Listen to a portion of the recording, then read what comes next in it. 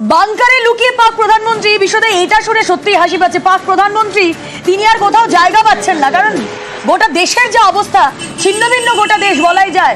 পাকিস্তানের অস্তিত্ব আগামী দিনে সত্যি থাকবে কিনা এটাই তো মানে একটা বড় প্রশ্ন। দেখো রুমেলা, পাকিস্তানে সরকার নেই বললেই চলে। পাকিস্তানে যে সরকার আছে সেটা পাপেট সরকার। তার কারণ পাকিস্তানে যে নির্বাচিত সরকার আছে সেই সরকারের প্রধান হচ্ছেন শাহবাজ শরীফ, তিনি প্রধানমন্ত্রী। পাকিস্তানের প্রেসিডেন্ট হচ্ছেন আসিফ আলী জারদারি। বেনজির ভুট্টোর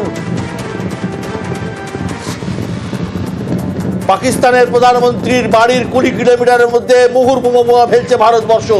পাকিস্তানের প্রধানমন্ত্রী শাহবাজ শরীফের বাড়ির 20 কিলোমিটারের মধ্যে পরের পর বোমা বিস্ফোরণ করছে ভারত। যেটা বলছিলাম, পাকিস্তানের প্রধানমন্ত্রী শাহবাজ শরীফ, পাকিস্তানের প্রেসিডেন্ট আসিফ আলী জারদারি, যিনি বেনজির ভুট্টোর স্বামী, পিপিপি অর্থাৎ পাকিস্তান পিপলস পার্টির নেতা। এই অবস্থার মধ্যে এরা দুজন রয়েছেন পাকিস্তানের নির্বাচিত সরকারের মাথার ওপরে। কিন্তু সত্যি কি এদের কোনো ক্ষমতা আছে? এদের ক্ষমতা নেই বললেই চলে, কারণ পাকিস্তানের ক্ষমতা রয়েছে আইএসআই এর কাছে, ইন্টার সার্ভিসেস ইন্টেলিজেন্স, অর্থাৎ পাকিস্তানের গোয়েন্দা সংস্থা। তারা ভীষণভাবে ক্ষমতাশালী। সব থেকে বেশি ক্ষমতাশালী কে? তিনি হচ্ছেন আসিফ মুনির, জেনারেল আসিফ মুনির, পাকিস্তানের সেনা প্রধান। তিনি মোটামুটি কন্ট্রোল করেন। আমরা জানি পাকিস্তানের নৌবাহিনীর প্রধান, এয়ারফোর্সের প্রধান বলেছিলেন যে আপনারা এটা করবেন না, ভারতের বিরুদ্ধে যুদ্ধে যাবেন না। তিনি শোনেননি। পাকিস্তানে আরেকটা ইম্পর্টেন্ট পার্ট আছে, আরেকটা অক্ষ আছে। একদিকে আসিফ মুনির সেনা প্রধান, একদিকে আইএসআই ইন্টার সার্ভিসেস ইন্টেলিজেন্স, একদিকে সরকার শাহবাজ শরীফ, আসিফ আলী জারদারি, আর একদিকে রয়েছে জঙ্গি গোষ্ঠী লস্কর-ই তৈবা, মুজাহিদিন, জঙ্গি গোষ্ঠী জৈশে মোহাম্মদ। এদের প্রধান হাফিজ সাইদ, এদের প্রধান মৌলানা মাসুদ আজহার, এরাও একটা অক্ষ। 4টে অক্ষ রয়েছে পাকিস্তানের। সুতরাং পাকিস্তানের ক্ষমতার বাটনটা আসলে কার হাতে সেটাই কিন্তু পরিষ্কার নয়। তাই তো কর্নেল ভাদুড়ি, দেখুন এই যে আপনি যাদের নাম নিলেন, এই আজহার মাসুদ আর বাকি ওই অন্য লোক, এরা হচ্ছে পাকিস্তান আর্মি কিংবা পাকিস্তান আইএসআই এর স্ট্র্যাটেজিক অ্যাসেটস। ঠিক আছে? তো আমার দ্বিতীয় কথা হচ্ছে যে আপনি যেটা ঠিকই বললেন, একটা ইলেকটেড গভর্নমেন্ট আছে, কিন্তু ওই ইলেকটেড গভর্নমেন্টের একটা কিছু নেই। ও ফাইনাল অথরিটি ওই রাওয়ালপিন্ডিতে আর্মি হেডকোয়ার্টারের কাছে, মানে আর্মি চিফই সবকিছু চালায়। এদের মধ্যে কেউ আর্মি চিফকে টেক্কা দিয়ে কিছু বলতে যায় না, এদের সাহসও নেই।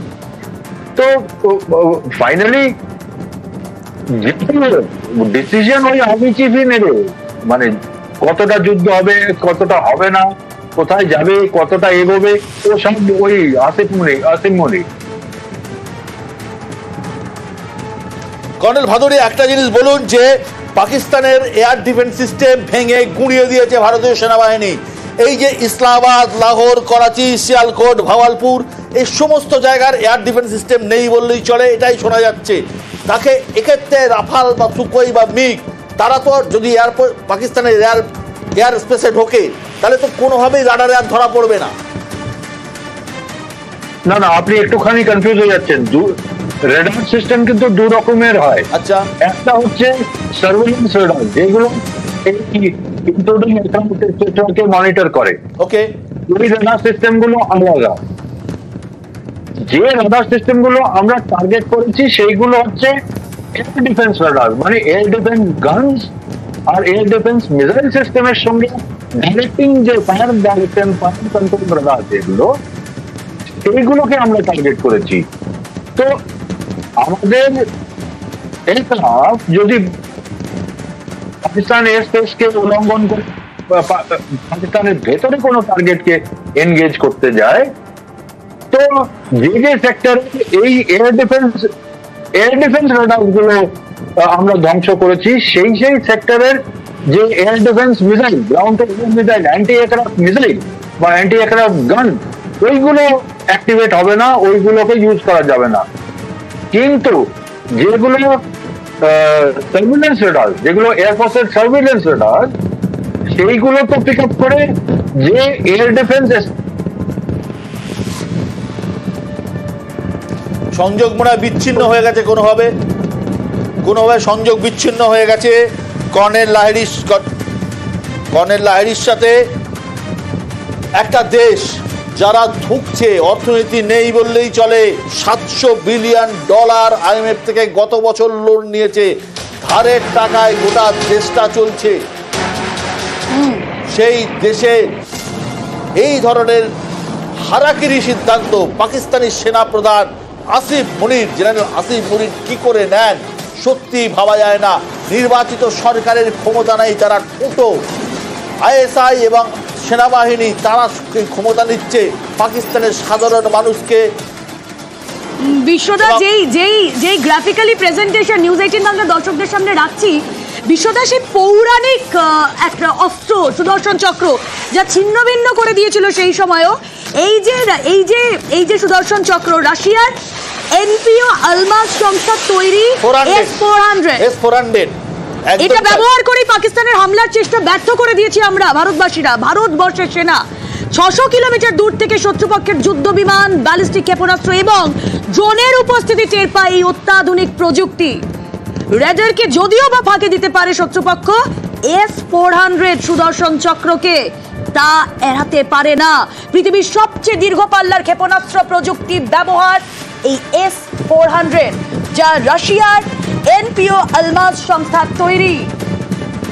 দেখো রুমেলা, আমাদের কাছে কি আছে? আমাদের কাছে রাশিয়ার অস্ত্র আছে, আমাদের কাছে ফ্রান্সের তৈরি রাফাল আছে, আমাদের কাছে ইসরায়েলের তৈরি এয়ার ডিফেন্স সিস্টেম আছে।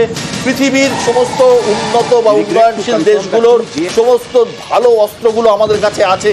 পাকিস্তান একটা কারাপ্ট দেশ, ততোধিক কারাপ্ট সেনাবাহিনী, তাদের কাছে চায়নার তৈরি মাল রয়েছে, অন্য কোনো মাল কিন্তু নেই।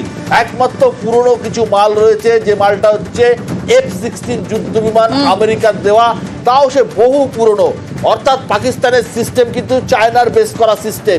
অত চায়না তাদের নানা রকমের মাল বিক্রি করে। আমি শুনছিলাম চায়নার কাছে নানা রকম ক্যাটাগরির মাল আছে, A ক্যাটাগরি আছে, B ক্যাটাগরি আছে, C ক্যাটাগরি আছে। পাকিস্তান আর্মি একটা করাপ্ট আর্মি, অত্যন্ত দুর্নীতিগ্রস্ত আর্মি। তারা কোন ক্যাটাগরির মাল কিনেছিল, কোন ক্যাটাগরির মাল তারা ডিফেন্স সিস্টেমে লাগিয়েছিল, সত্যি আমাদের জানা নেই। এই যে পাকিস্তান এত ক্লেম করে যে আমাদের নিউক্লিয়ার বম্ব আছে, আমাদের নিউক্লিয়ার বম্ব আছে, আমাদের নিউক্লিয়ার বম্ব আছে, এই নিউক্লিয়ার বম্বের জনক বা আবিষ্কর্তা সম্ভবত আব্দুল কাদির, পাকিস্তানের সায়েন্টিস্ট। কিন্তু এই নিউক্লিয়ার বোম পাকিস্তান শেষ কবে টেস্ট করেছিল তা আমাদের জানা নেই। সে ব্রিটিশ আমল বা মোগল আমলেও হতে পারে। সুতরাং সেই এই নিউক্লিয়ার বোমের কতটা পাওয়ারফুল, তার ক্ষমতা আমরা সত্যি এখন পর্যন্ত জানি না। পাকিস্তানের যে এয়ার ডিফেন্স সিস্টেম যে কিছু নেই তা কিন্তু প্রমাণিত। ইমন কল্যাণ লাহিড়ী রয়েছেন আমাদের সঙ্গে। ইমন কল্যাণ, মোটামুটি ভাবে যা দেখতে পাচ্ছি ইসলামাবাদ, লাহোর, করাচি, সিয়ালকোট, ভাওয়ালপুর সমস্ত জায়গা জুড়ে প্রবল আক্রমণ হানাচ্ছে ভারতীয় বায়ুসেনা। পাকিস্তানের বহু সিস্টেম তারা নষ্ট করে দিয়েছে।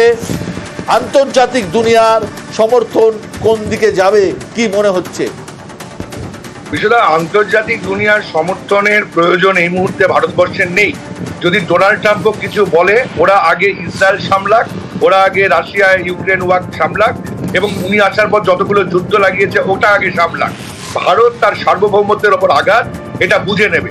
আমরা কমব্যাট এয়ারক্রাফট যেটা ব্যবহার করেছে ভারতবর্ষ, এখানে যেমন সুখোই Su-300 MKI আছে, তেজাস আছে, এছাড়া প্রচুর আমাদের পুরনো MG-21 বাইসনও আছে।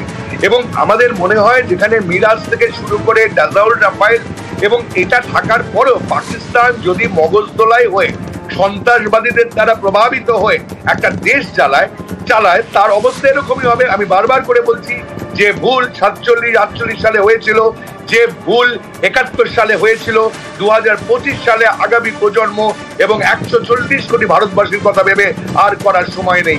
পাকিস্তান আপনাকে থামাচ্ছি, একটা অত্যন্ত গুরুত্বপূর্ণ ইনফরমেশন আসছে এই মুহূর্তে। আমি আপনাদের দেখাচ্ছিলাম কিছুক্ষণ আগেই যে পাকিস্তানের এয়ার স্পেসে একটিও কোনো বিমান নেই। আমি আবার সেখানে যাচ্ছি, পাকিস্তানের এয়ার স্পেসে একটিও বিমান নেই। পাকিস্তানের এয়ার স্পেস সম্পূর্ণ খালি, একটি বিমানও নেই। এই মুহূর্তেও আপনাদের দেখাচ্ছি একটি বিমানও দেখতে পাচ্ছি না পাকিস্তানের এয়ার স্পেসে রয়েছে। কিন্তু খবর পাওয়া যাচ্ছে কিছুক্ষণ আগে লাহোর থেকে একটি বিমানকে রাডারে ধরা পড়া গেছে, রাডারে একটি বিমান পাওয়া গেছে। সেই বিমানে লাহোর থেকে উড়লেন কে? একটি বাণিজ্যিক বিমান, সামরিক বিমান নয়, একটি বাণিজ্যিক বিমান। কে পালালেন লাহোর থেকে? কেউ কি পালালেন লাহোর থেকে?